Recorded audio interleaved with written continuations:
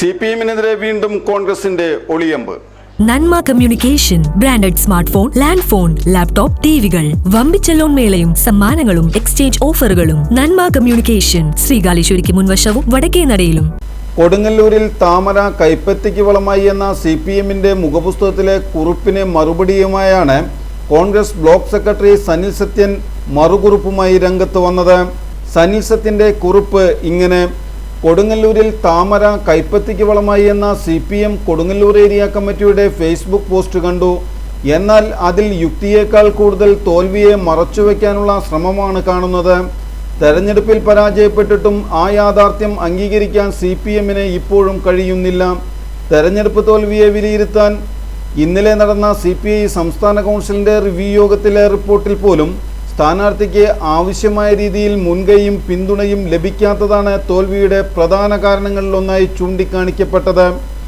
എന്നിട്ടും സ്വന്തം വീഴ്ചകൾ മറച്ചുവെച്ച് BJP-യെ പഴിച്ച് UDF-ന്റെ വിജയത്തെ അപകീർത്തിപ്പെടുത്താനുള്ള ശ്രമം തുടരുകയാണ്. ചില കണക്കുകൾ മാത്രം പരിശോധിക്കാം. 2025-ലെ തദ്ദേശ സ്വയംഭരണ തെരഞ്ഞെടുപ്പിൽ കൊടുങ്ങല്ലൂർ മുനിസിപ്പാലിറ്റിയിലെ ടൗൺ വാർഡിൽ ഇടതുപക്ഷത്തിന് ലഭിച്ചത് വെറും 12 വോട്ടുകൾ. എന്നാൽ 2026-ലെ നിയമസഭാ തെരഞ്ഞെടുപ്പിൽ അതേ വാർഡിൽ ഇടതുപക്ഷത്തിന് ലഭിച്ചത് 134 വോട്ടുകൾ, അതായത് 122 വോട്ടിൻ്റെ വർധന. അപ്പോൾ ആ 122 വോട്ടും BJP CPM ഡീലിൻ്റെ ഭാഗമായിരുന്നോ? അതോ CPM-നും CPI-ക്കും ബ്രാഞ്ച് കമ്മിറ്റികൾ ഉണ്ടായിരുന്നിട്ടും തദ്ദേശ തെരഞ്ഞെടുപ്പിൽ സ്വന്തം പ്രവർത്തകർ പോലും പൂർണ്ണമായി വോട്ട് ചെയ്തില്ല എന്നതാണ് യാഥാർത്ഥ്യ വസ്തുതയോ? ഇനി നിയമസഭാ തെരഞ്ഞെടുപ്പിൻ്റെ കണക്കുകൾ നോക്കാം. 2021-ൽ LDF 71,457 വോട്ടുകൾ, UDF 47,564 വോട്ട്, NDA 28,202 വോട്ട്.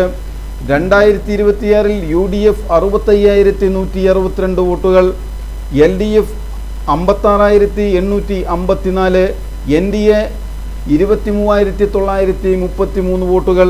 2021-നെ അപേക്ഷിച്ച് 2026-ൽ ഇടതുപക്ഷത്തിന് 14,603 വോട്ടുകളുടെ കുറവാണ് ഉണ്ടായത്. ഇത് BJP UDF-ന് വോട്ട് നൽകിയതിൻ്റെ തെളിവല്ല, മറിച്ച് ഇടതുപക്ഷത്തോടുള്ള ജനങ്ങളുടെ വിശ്വാസം കുറഞ്ഞതിൻ്റെ വ്യക്തമായ തെളിവാണ്. ഇനിയെങ്കിലും ഇല്ലാത്ത കഥകൾ മെനയാതെ ഒരു സത്യം അംഗീകരിക്കൂ: നിങ്ങൾ പരാജയപ്പെട്ടു. ജനങ്ങൾ നിങ്ങളെ പരാജയപ്പെടുത്തി. ജനവിധിയെ ബഹുമാനിക്കുകയാണ് ജനാധിപത്യത്തിൻ്റെ ഏറ്റവും വലിയ മര്യാദ എന്ന് പറഞ്ഞാണ് സനിൽ സത്യൻ്റെ കുറിപ്പ് അവസാനിക്കുന്നത്.